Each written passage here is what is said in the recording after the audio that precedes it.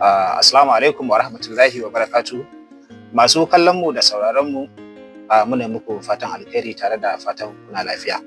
A yau muna Lahadi 9 ga watan uku shekara ta 2025. Yau muna tare da babbar bakuwa wato Sa'adatu Tahir wadda aka fi sani da Siyama Tahir. Wato Siyama Tahir ma'aikaciya ce a Arewa Vision TV kuma ai gwagwarmaya wadda ta daɗe tana ba da gudunmuwarta a cikin al'umma. Kuma a yanzu haka ita ce Kano State Media and Communication Officer ta wannan gidauniya mai albarka wadda aka fi sani da muryar matan Arewa. Hajiya Siyama, muna miki barka da zuwa. Barka dai. Sannan masu kallon mu da sauraron mu za su ki gabatar musu da kanki. Assalamu alaikum wa rahmatullah. Sunana Sa'adatu Tahir Ahmad wacce aka fi sani da Siyama. To, masha Allah. Hajiya Siyama, za mu so mu ji wace ce shugabar wannan gidauniya mai albarka, sannan kuma za mu so mu ji daga ina aka fara, kuma menene makasudin kafa wannan kungiya mai albarka. To, sunan shugabar wannan kungiya ta muryar matan Arewa, Hajiya Binta Muktar Shata. Za mu so mu ji daga ina aka fara ita wannan tafiya. Daga gida ta fara ko kuma dama zama aka kafa ta matsayin ta na gidauniya, ko kuma daga gidan da aka fara daga baya sai aka ga cewa ya kamata a kafa gidauniya a gayyaci mutane su zo su bada gudunmawa. To, Hajiya Binta Muktar Shata mace ce mai tausayi, musamman mata. Mace ce wacce take jin tausayin mata sosai da kuma matasa har ma da marayu. To, wannan abin ya sa Hajiya Binta Muktar ta fara daga gida. Tana iya ɗaukan kuɗinta, suturarta a ɓoye ba ma a bayyana ba. Tana kyauta, tana siya wa mutane abinci, tana abubuwa da yawa. Hakan sai ya sa ta fara janyo ƙawaye da 'yan uwa cewa ku zo mu yi wani aikin alkhairi. To, wannan ya sa 'yan uwa da abokan arziki da ƙawaye suka shigo cikin tafiyar, suna yi isu-isu. Har wannan ta gani ta ce ya ba ta sha'awa, to zo mu je a yi tafiyar tare mana. To, hakan ya sa tafiyar ta miƙa asusu kaɗai. Daga baya ne suka ga yiwuwar cewa ya kamata su mayar da wannan tafiyar ta zama ƙungiya. To, bayan mai da ita ƙungiya, me makasudin kafa wannan ƙungiya? To, makasudin kafa wannan ƙungiya mai suna muryar matan Arewa, an kafa shi ne saboda a ringa jiyo muryar mata waɗanda suke nesa da mu. Akwai waɗanda suke so su yi magana, amma ko da sun yi maganar ba ta isa wurin da ya kamata. To, shi yasa muryar mata ta ce bari ta kafa wannan ƙungiyar, ita ta ringa jin kukan waɗannan matan. Yawwa, kuma abu ne wanda ba a iya jihar Kano ba. Abu ne wanda ya shafi gabaki ɗaya Arewa, jihohi 19 da muke da su. Hajiya tana da wakilai a wasu jihohi, sannan kuma tana so ta ƙara wasu wakilan wata da babu su. Na'am. Kuma ban sani ba, kin san akwai wanda zaki ga suna irin nuna bambanci na addini da yare, kabilanci, irin wannan abu da al'ada haka. Tun da aka yi magana ta Arewa gaba ɗaya, ban sani ba ku za ku ce babu ruwan ku da addinin mutum, babu ruwan ku da yaren shi, in dai dan Arewa ne kuma yana da kishi da zai iya baku gudunmawa a wannan tafiya ta, ko kuma shi a kan shi damuwar take, ko a kanta damuwar take, za ta iya neman ku domin ku haɗa zama. Ban sani ba ko kuma irin wannan tsarin ne na, kuma Arewa ma iya Hausawa ne, ko kuma ba ruwan ku da yare ko addini.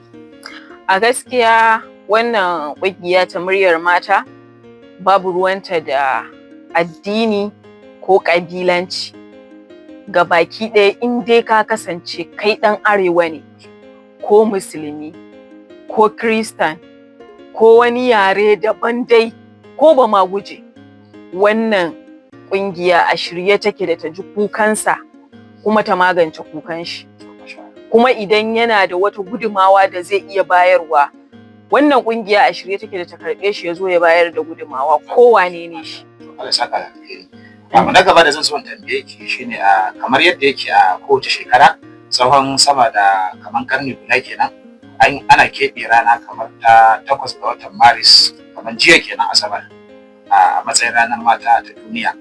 to akwai wani abu ko aiki da wannan gidauniya ta Arewa ta aiwatar da za mu so mu sanar da al'umma da masu sauraro da suke. Alhamdulillah, akwai aiki da wannan ƙungiya ta gabatar a jiya Asabar.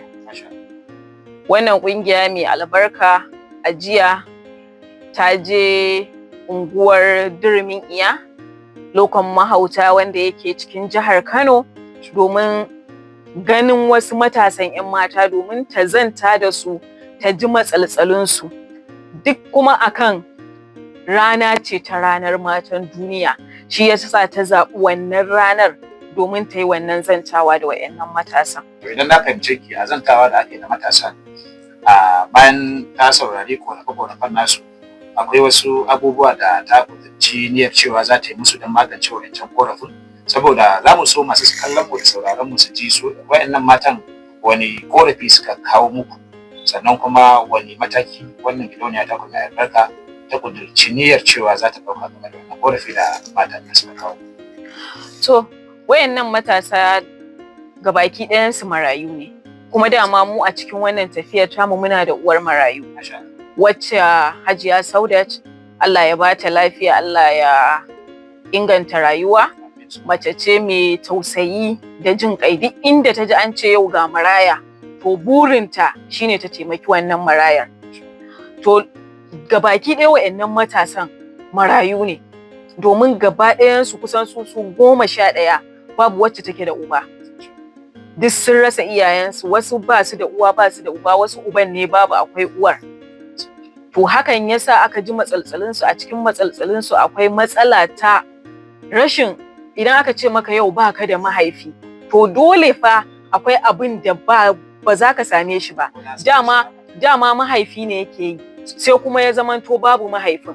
To sai ya kasance wayannan yaran suna da buƙatar wayannan abubuwa, kamar irin sutura da 'ya'ya mata za su yi amfani da shi, ba wai sutura daga na jiki ma har na ciki suna buƙatar shi, suna ƙarancin su.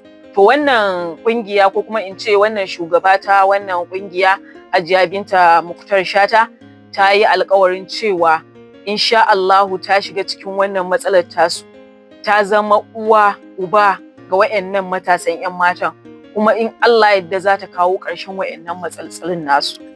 Yanzu misali, kamar yadda kuka ɗau aniyar cewa za ku samun musu da wayannan kaya da suke bukata insha Allah don inganta rayuwarsu. To zancen karatun yaran, ba sa karatu ne ko ba su sa kowace sana'a da zo?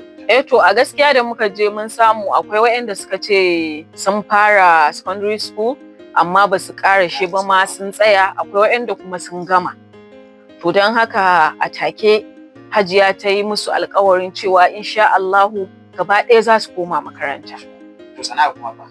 Hajiya ta yi musu alƙawarin sana'a cewa a'a, suna yin sana'a, amma irin ƙananun sana'a wayanda aya ne, kantu ne, alawan madara, wanda kuma suka ce jari ne ba mai yawa ba, suna ma cinye shi saboda ba shi da yawa.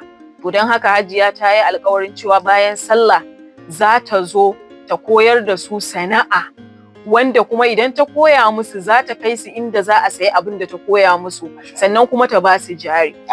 Allah ya saka mata da alheri. Amin ya Allah. Allah ya bata ikon cika wannan alƙawari da aka ɗauka. Amin ya Allah. Yanzu a gurguje za mu miki tambaya, kusan ita ce ta ƙarshe saboda yadda da lokaci. Yanzu misali, idan wasu suka ga irin waɗannan ayyuka da kuke gabatarwa a wannan gidauniya ta kuma albarka, ta ina za su iya samun lambobin wayan ku ko wasu wakilai na wannan gidauniya mai albarka, ta yadda za su tuntuɓe ku don ba da gudunmawarsu, saboda ke sa akwai mutanen da suna da zuciyar taimakawa, to amma kuma ba su san kasuwa za su nema su ba su. Allah wani yana da kuɗi da yake so ya bayar, wasu kuma sutura ce suke so su bayar, wasu kuma sana'a ce, wasu kuma alfarma ce Allah ta makaranta ko ta aiki. So ba mu san ta ya za a yi mutane su iske ku ta yadda za su gabatar muku da wannan gudunmawa da suke so su bayar. Akwai lambobin waya da za mu saka a ƙasan wannan bidiyo na ita shugaba Hajiya Binta Muktar Shata, lambar ta za a saka insha Allahu, da kuma Hajiya Saudat uwar marayu, sai kuma Siyama Tahir, Kano State Media and Communication Officer. Gode, Allah ya saka da alheri, Allah ya mai da babbar bakuwa gida lafiya. Amin.